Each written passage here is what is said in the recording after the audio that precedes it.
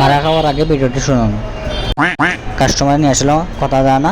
বললাম যে মাইক্রোফোন লাগবে 300 টাকা মতো লাগবে। সে বললো ওকে করে দেন। খুলে দিলাম যে মাইক্রোফোন নাই।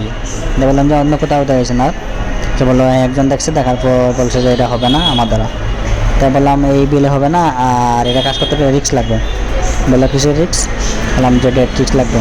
সে বললো অন্য কোথাও দেখাইছি, দেখানোর বললে ওরা তো কিছু বললো না, ওরা তো বললো যে আমার দ্বারা হবে না। তাই আমি বললাম যে ওরা তো পারছে না, এই জন্য লাইনগুলো অনেক ঝামেলা আছে, আর বিল বাড়বে, আর ডেট রিস্ক দিতে কাজ করবো।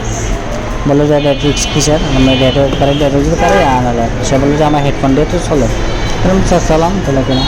তারপর অনেক কিছু বোঝাবুঝা করার পর যে বললো যে আচ্ছা করেন, দেখা যাক কী হয়। তাহলে আমরা আমার পাশে বসেন, আমি দিয়ে দেবো। এখানে যে লেয়ারের সমস্যা ছিল, লেয়ারটা কিনে দিলাম। দেওয়ার পরে যাই হোক অনেক কষ্ট হয়েছে, প্রায় 2 থেকে 2.5 ঘন্টা লাগছে লাইনগুলো missing. Hello microphone, hello hello check, hello 1 2 3 hello